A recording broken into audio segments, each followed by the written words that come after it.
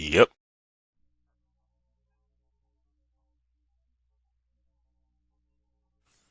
Okay, Aaron slash indifference. Just call me Aaron. Aaron here, and the new dashboard is out for people to use, which I'm flipping through very quickly. And one of the major complaints of the older versions was things could not be found. The organization was just lacking. So Microsoft has made some attempts to correct some of this. Before, if you recall, there was only basically 2 rows of the smaller columns to the left and the right. So you just have these two. On the old one, they decided to use more screen real estate. They're still leaving a lot empty, obviously. So they added another column here, and It's extremely dangerous. there's one advertisement here, and the rest of the stuff is just other content that's on the dashboard that might be relevant. So new games that came out, the second presidential debate, The Walking Dead, and you start off at home. That makes sense, right? Start off at home. And if you go to your right, you have social, you have games.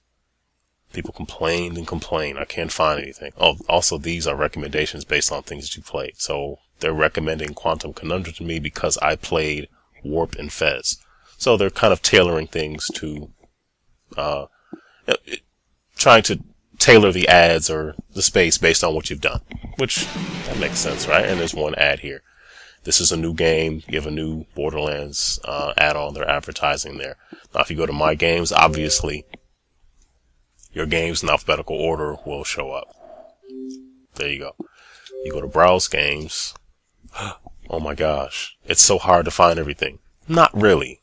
You have featured stuff that they felt like putting up here. You have one advertisement. You have arcade games, on demand, indie games, add-ons, demos, extras, themes. I don't know why that's even there, because what's the point in having a theme? Cancel. I don't want to do that. Anyway, the voice stuff normally works pretty well, but every once in a while I'll hear something and act stupid. So as you can see, they did organize things better. If you want to find an indie game, you go to indie games. They have recommendations based on indie games you played. An ad. 2 games that I guess they picked at random. You go to new releases. And there are the new releases. Of course, these boxes. Oh, there we go. Ninja Crash. That looks pretty good. I don't know what that's about. I'm sorry, I've been distracted by some tinsel.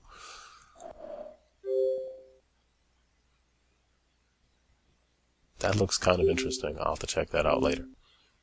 Nessie. Yet another attempt to trade on nostalgia for Game & Watch games. There's apparently only one picture. So, okay.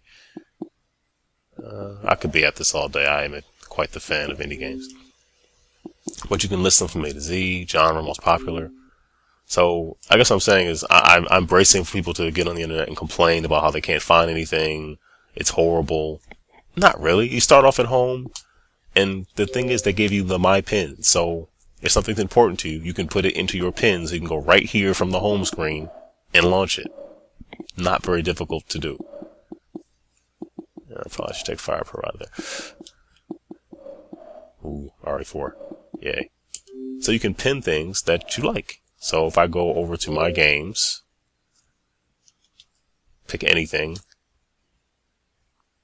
Yeah, the speed isn't the greatest. Pin to home. I pin it. And then I go back over to my pins. There it is. Move it to the front if I want. There you go. Hit details. And I'm going to unpin that.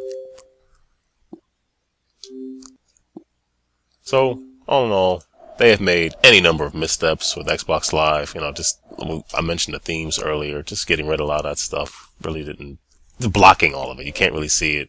It's kind of a waste. But, you know, it's not like night and day from the other dashboard, but I like it. It makes sense to me. You have home, the stuff that you pin that's most important to you is right there for you to reach. You have recent things you've recently played, done, looked at, etc., etc. The more do you want? Social. You can see what your friends are doing. And it does load up a little bit faster. Well, you know what? I'll put sometimes. It's not consistent. Sometimes it is, sometimes it isn't. So I'll be fair. Beacons, I still don't really care about beacons. That was a nice little bullet point, but I really don't care. So, beacons. And then games is the third. I don't count when Bing is there, but they start you off at home, so essentially it's the third from where you begin. You can browse all the new games, look at the games you have. Then they combine TV and movies into one thing. I rarely ever go to that, only because I pinned all the apps and stuff I want in my pins, so I don't really have to go in there anymore. Oh, Xbox Music, I forgot about that. They just launched that, didn't they? Let's see if it's any good. I'm probably gonna have to sign up, and I don't feel like doing that. I don't really see how it's different from Zoom, but that's just me. Honestly, I don't have that much experience with the Zoom because I never even did a trial. So, yeah.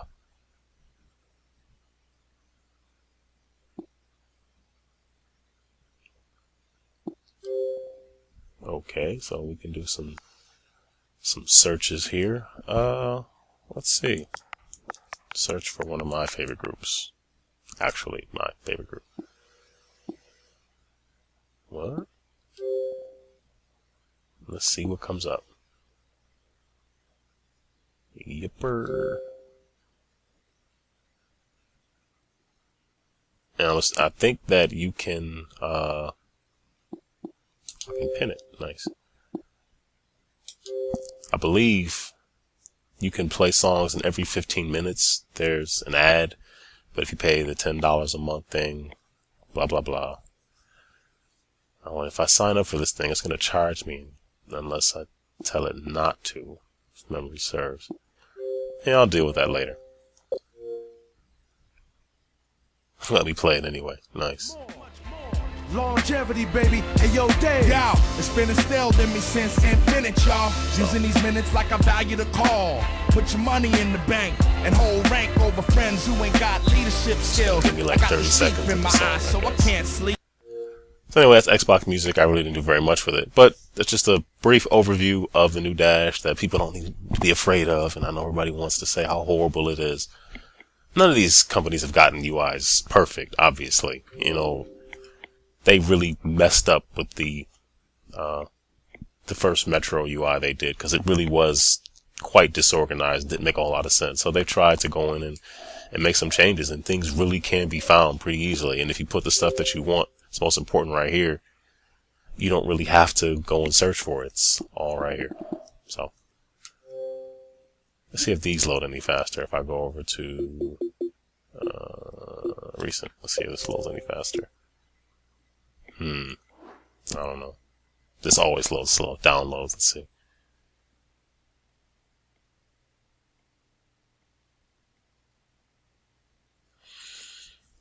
So the days of going to my list, and I would literally, like, I think before they did the NXE, and even the first NXE, I would literally wait like 2 minutes for that list to populate, which is quite frustrating. And as you can see, this is still taking a considerable amount of time to load. Yeah, so. Yeah, which is why I guess it's faster to go over to my games, and you can sort them by ones you played recently. Let's see how long that takes. Oh, not bad. So they have made some improvements with the speed. Still isn't perfect, but an improvement is an improvement. So that is a quick overview of the stuff that I thought was important from the new Xbox Dash. Oh, and cancel. I hate when it does that. Oh, and of course, Internet Explorer is here. Oh, I don't have it installed. Well, you know what that looks like. It's a browser. It works okay, I guess. Pages load up. I'm curious though. Will media play in them though? Let's give it a shot here.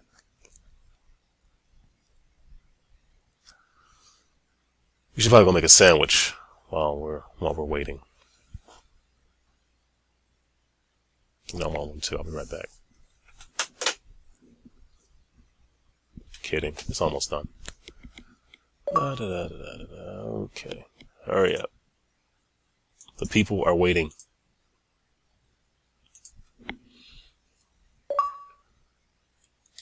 Yeah, don't. Okay. Play now. So let's see if media plays. And I guess see if it has Flash support or whatever. I don't know. It's HTML5 support. Who knows? I'm not a web developer.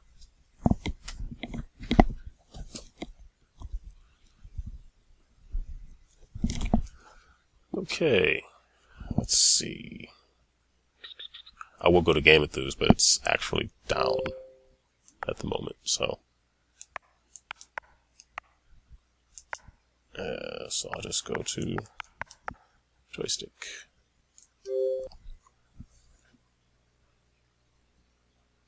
That loaded up rather nicely.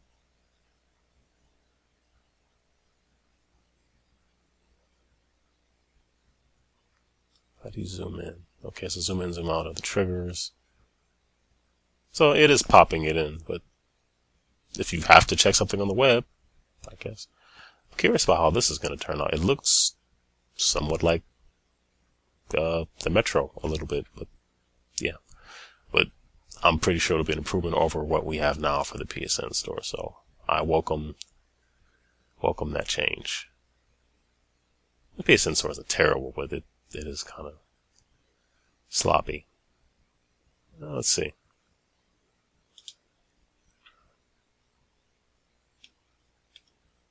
Will it play video?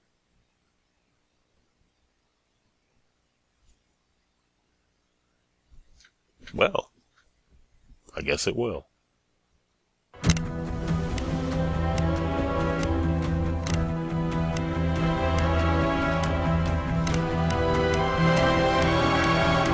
I'm gonna play this game eventually.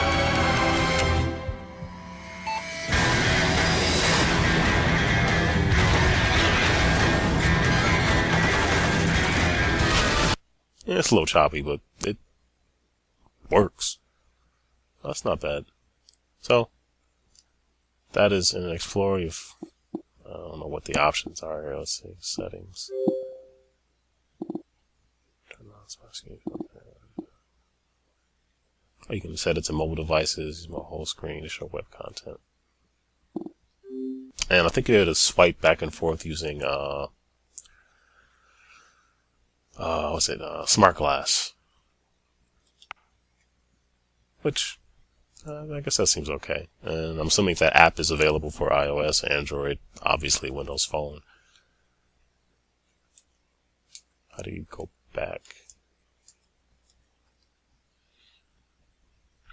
I wonder why they didn't set it. I can't just press a button and go back. Oh, the back button. Imagine that. Alright. So, let's see.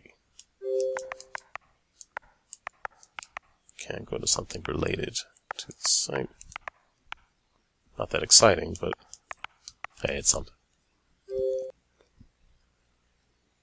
Hey, and there's our Libsyn page.